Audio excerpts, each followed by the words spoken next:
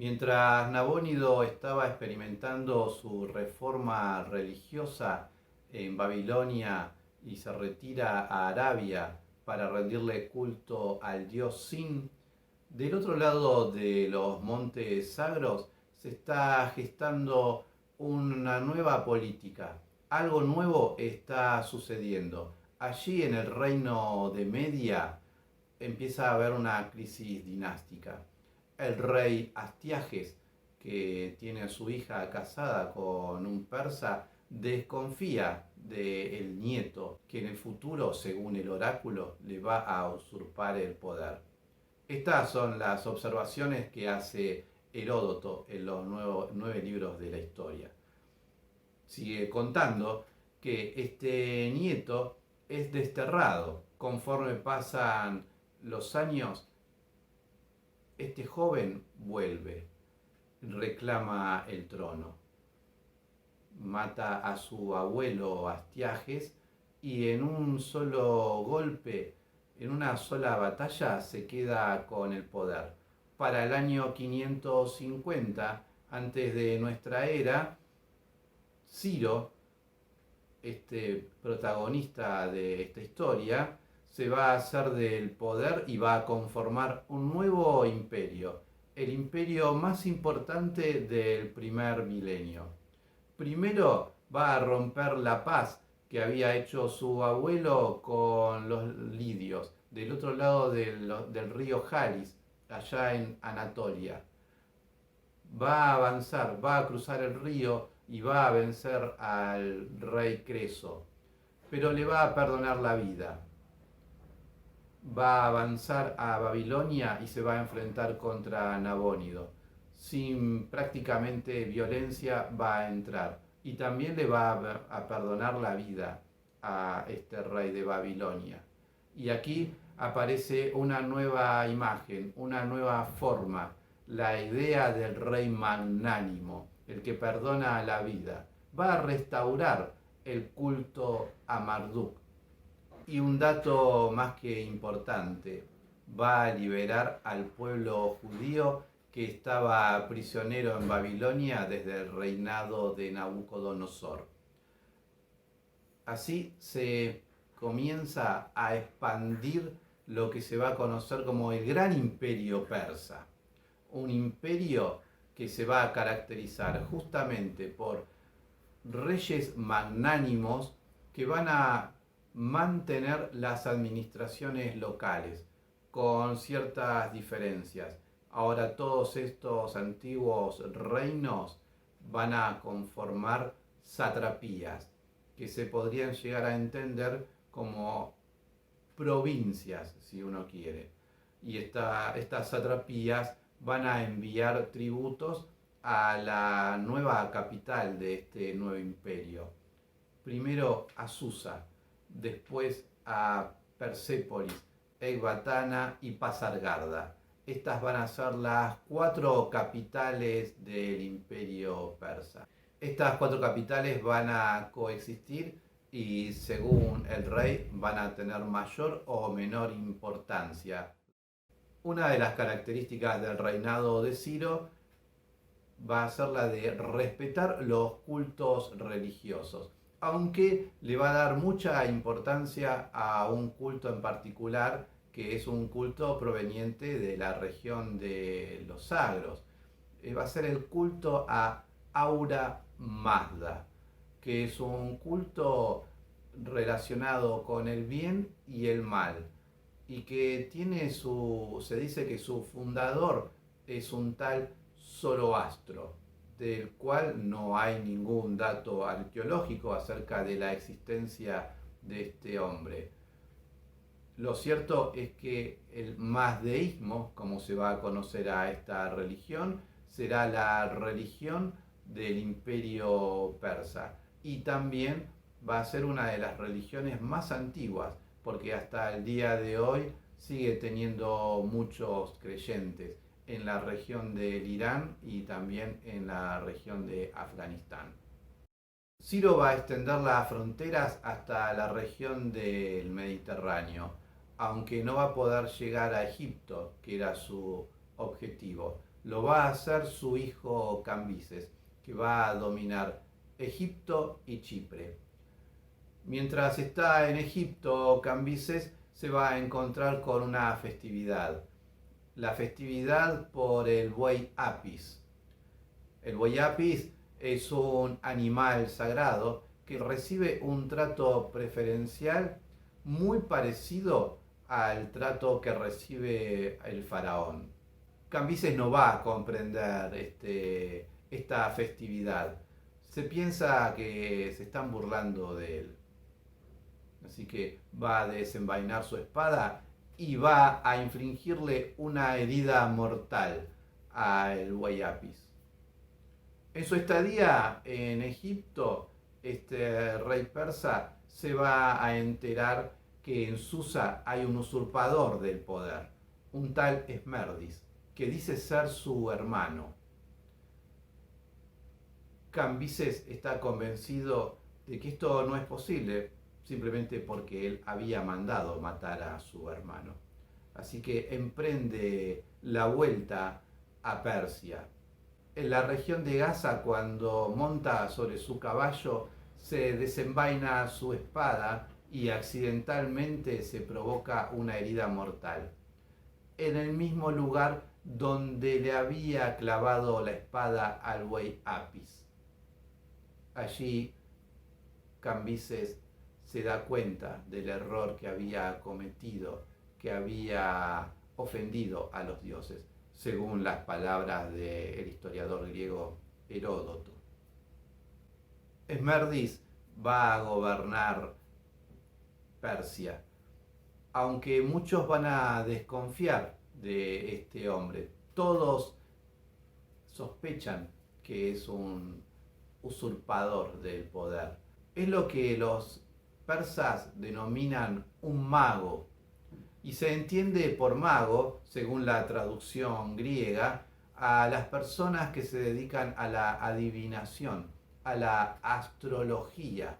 Nada tiene que ver con lo que nosotros entendemos en la modernidad por mago.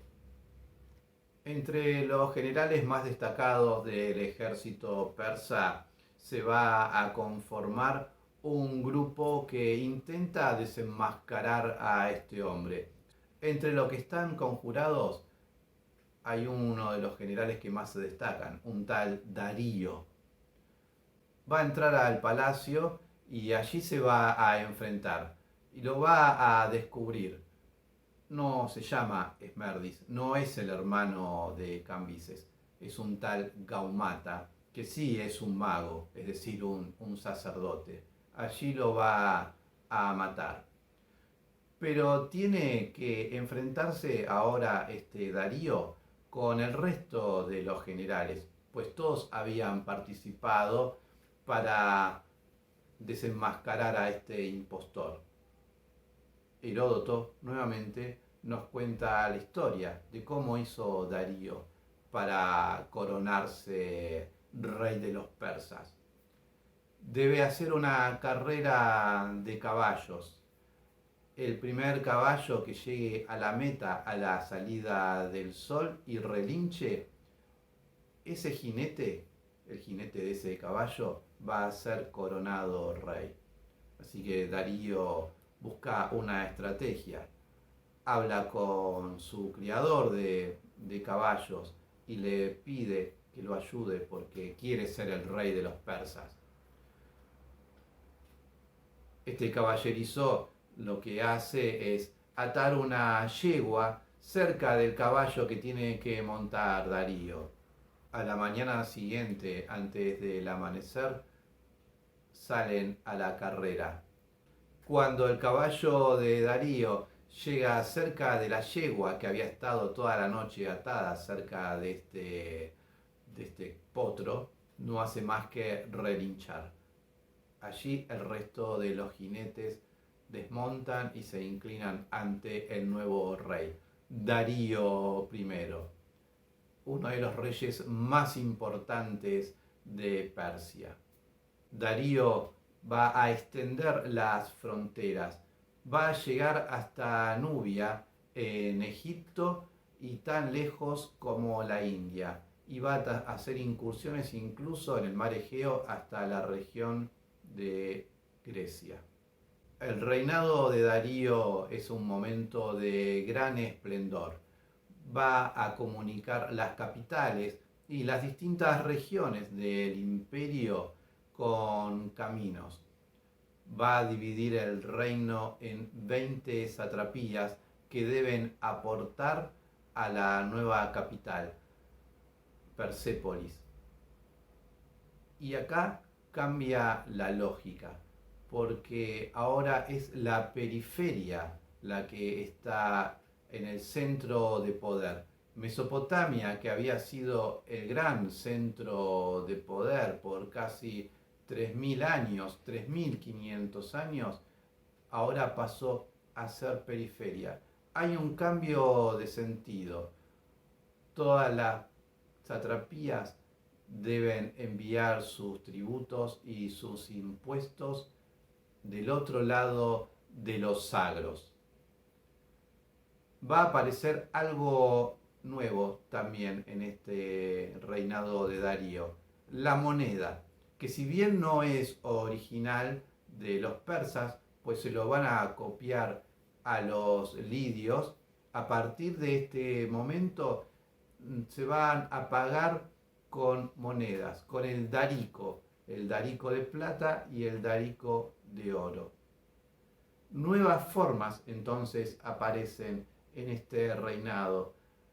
El imperio persa conforma algo nuevo y distinto, que no se parece en nada a los viejos imperios de Oriente. Si bien Asiria y Babilonia habían sido también dos grandes imperios en el primer milenio, simplemente venían copiando el viejo modelo de imperio desde el imperio acadio. En cambio, al imperio persa no se parece en nada. Tiene otra administración. Es un imperio con un universo etnolingüístico muy distinto, con otras fronteras. Tiene una amplia tolerancia a los cultos de las distintas regiones. Respetan a los gobernantes locales, pues deben resaltar la idea del gran rey, el rey bueno, el rey de reyes. El siglo VI, que es el siglo donde emerge con mucha fuerza este imperio, es un siglo de muchos cambios. Va a interactuar con los nuevos estados que emergen en el Egeo y que a su vez también tienen nuevas formas de pensamiento. En el siglo VI es el siglo de los filósofos jonios, que le van a dar paso luego a los grandes filósofos del siglo V. En la región del Mediterráneo oriental, allá entre el siglo VII y el siglo VI, se produce la reforma de Josías, y con el retorno de los exiliados que habían estado en Babilonia, se asienta con mucha fuerza el monoteísmo en la región del Mediterráneo oriental. En la región de India, para el mismo periodo, es el periodo o la época donde nace Buda. Y en China, Confucio. Con todas estas realidades es lo que va a conformar el imperio persa. Aunque también en esta lógica del imperio persa como centro va a tener su fin cuando desde la periferia, desde el Egeo, va a ser invadido. Alejandro Magno va a terminar venciendo, justamente pensando en esta nueva lógica de Persia como centro y el Egeo como periferia. Es una gran complejidad. También para esta época, allá en el Mediterráneo, a lo lejos, Roma fue fundada y también va a ser un imperio que va a mirar a Persia. La realidad compleja, conforme pase el tiempo, va a cambiar el eje y Europa va a ser el centro y Oriente va a ser periferia. Pero siempre hay que tener estas miradas desde otro lugar, porque siempre los manuales de historia nos invitan a hacer una mirada eurocentrista, pero hay que pensar que existen otras lógicas, otras centralidades. Por eso el imperio persa es el último gran imperio que va a alimentar a todas las regiones. Grecia no estuvo exenta de la influencia de Persia. Lo mismo el Egipto de este periodo, la India o China. El imperio persa en el imaginario quedó como el gran imperio. Los griegos fueron quienes han retomado sus guerras, sus hazañas. Heródoto le ha dedicado capítulos en su libro Los 9 libros de la historia. Esquilo escribió sobre ellos. Incluso a través de ellos nos ha llegado la palabra sátrapa, esa idea peyorativa. En 1838 el oficial inglés Henry Rawlinson encontró en lo que es el actual Irán lo que se conoce como la inscripción de Beistún, que es una gran piedra en un acantilado. Allí, en un friso, describe cómo Darío I derrotó al impostor Gaumata. Lo interesante es que está escrito en 3 idiomas. Está en elamita, en babilonio y en persa. Rawlinson copió las inscripciones. Con el tiempo las llevó a Inglaterra. Allí sirvió como piedra roseta, así como esta piedra roseta había sido el punto de partida para poder traducir los jeroglíficos egipcios, lo mismo ocurrió con estas inscripciones. El imperio persa encontró su límite en el mar Egeo. Cuando intentó invadir Grecia fue rechazado. Allí, primero en Maratón, Platea y Salamina encontraron la derrota.